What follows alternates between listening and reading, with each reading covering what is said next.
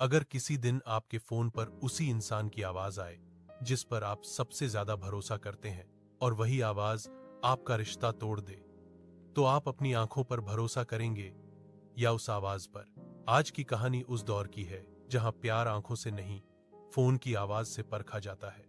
जहां एक कॉल, एक वॉइस नोट सालों के भरोसे को तोड़ दिया। जानिए आरव और नेहा की कहानी। उनकी जिंदगी में क्या मोड़ आए जिसने उनकी जिंदगी बदल कर रख दी। नेहा कॉलेज में अपनी अलग पहचान रखती थी। आत्मविश्वास उसकी चाल में था और थोड़ा सा घमंड उसकी आंखों में। उसे किसी की मदद लेना पसंद नहीं था, क्योंकि वह मानती थी कि खुद पर निर्भर रहना ही असली ताकत है। आरव उससे बिल्कुल अलग था, कम बोलने वाला, शांत और ऐसा इंसान जो बिना बताए किसी के लिए खड़ा हो जाए। दोनों की पहली मुलाकात लाइब्रेरी में हुई थी, जहां एक किताब गिरने पर नजरें मिली, लेकिन शायद वही आखिरी मुलाकात भी होती अगर किस्मत ने उस दिन नेहा की परीक्षा न ली होती। सेमेस्टर फॉर्म भरने के आखिरी दिन नेहा का जरूरी डॉक्यूमेंट गुम हो गया। काउंटर पर खड़ी नेहा पहली बार असहाय महसूस कर रही थी, पर फिर भी उसने मदद मांगने से इनकार कर दिया। तभी पीछे से आरव की आवाज आई, एक मिनट, शायद इसका हल निकल जाए। नेहा ने रूखेपन से कहा, थैंक यू, लेकिन मैं संभाल लूंगी।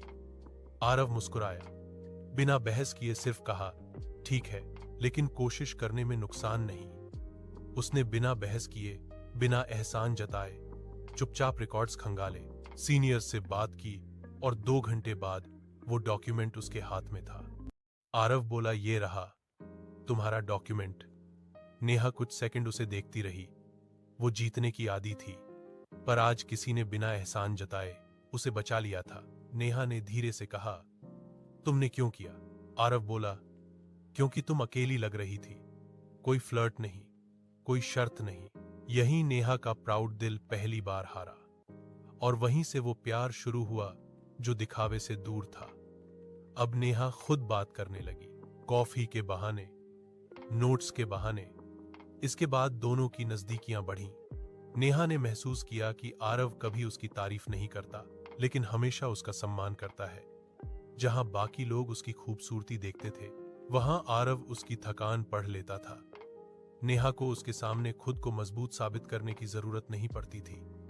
एक बारिश वाली शाम नेहा ने पहली बार कबूल किया कि वह प्राउड है, पर उसके साथ खुद को सुरक्षित महसूस करती है। आरव ने जवाब में कुछ बड़ा नहीं कहा, बस मुस्कुराया, और वही मुस्कान नेहा के लिए प्यार की परिभाषा बन गई। धीरे धीरे बातें बढ़ी। रात के 1 बजे तक कॉल। नेहा को आरव की आवाज बहुत पसंद थी और आरव को नेहा की हंसी। वो कहते थे, अगर सब छूट जाए तो भी तुम्हारी आवाज काफी है। उनकी खुशहाल दुनिया में एक नाम था, कबीर, आरव का पुराना दोस्त जो कभी नेहा से प्यार करता था। उसने नेहा को प्रपोज किया था, लेकिन नेहा ने साफ मना कर दिया था। कबीर ने मुस्कुराकर कहा था, ठीक है, खुश रहो, लेकिन उसकी आंखों में कुछ अधूरा रह गया था। आरव और नेहा की रिलेशनशिप सोशल मीडिया पर नहीं थी, पर नेहा ने एक बार आरव के कहने पर अपनी आवाज में एक रील डाली। रील वायरल हो गई, लोग कमेंट करने लगे, वॉइस सो प्योर। फिर वो रात आई जिसने नेहा और आरव की जिंदगी को बदल दिया। नेहा को आरव की आवाज में कॉल आया, नेहा, तुम मुझसे बोर हो चुकी हो, है ना? तुम्हें कबीर पसंद है, सच बोलो। नेहा रो पड़ी, तुम ऐसा कैसे सोच सकते हो? मैं सब जान गया हूं, मुझे सब पता चल गया है। अब हमारा रिश्ता और आगे नहीं बढ़ सकता। और कॉल कट गई। अगले दिन आरव को मैसेज आया, नेहा की आवाज में वॉइस नोट, मुझे तुमसे बात नहीं करनी। मैं आज भी कबीर से मिलती हूं, मैं उसी को चाहती हूं। तुम्हारा नाटक मुझे समझ में आ गया है, अब बस।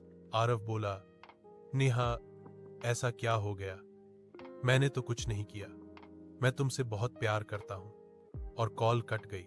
आरव का भरोसा टूट गया। अगले दिन दोनों कॉलेज में मिले।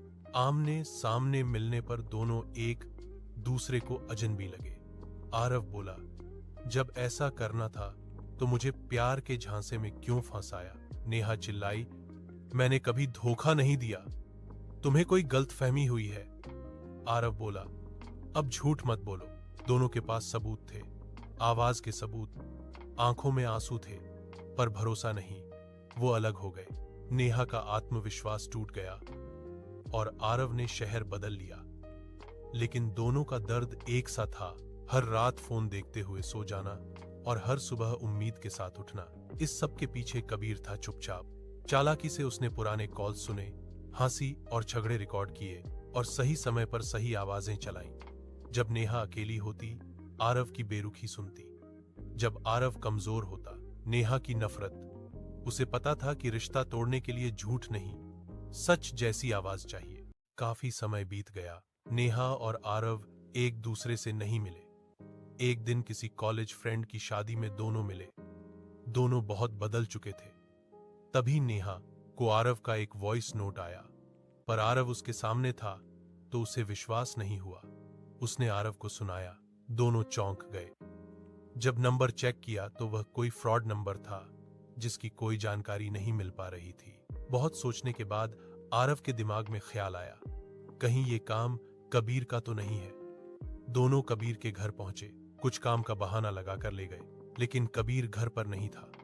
कुछ दस्तावेजों का बहाना लगाकर दोनों कबीर के कमरे में चले गए। बहुत तलाश करने के बाद उन्हें एक पेन ड्राइव मिली। वह उसे वहां से ले आए। बाद में उन्हें सारे वॉइस मैसेज उसके अंदर मिले और उन्हें सब समझ में आ गया। नेहा का भाई पुलिस में था। उन्होंने सारी बात उसे बताई और कबीर को बुलाया गया। कबीर ने सारी सच्चाई बता दी और उसे जेल हो गई। लेकिन सच ये था कि भरोसे की डोर सबसे नाजुक होती है। अगर भरोसा हो तो कुछ भी संभव हो सकता है। देर से सही, पर सच सामने आ गया। नेहा ने कहा कि वह आज भी प्राउड है, पर अब अकेले मजबूत नहीं बनना चाहती। उसे आरव का साथ चाहिए और आरव ने वादा किया वह उसका पूरा साथ देगा और छोड़कर नहीं जाएगा। उन्होंने तय किया कि अब आवाजों से नहीं, सामने बैठी सच्चाई से रिश्ता निभाएंगे।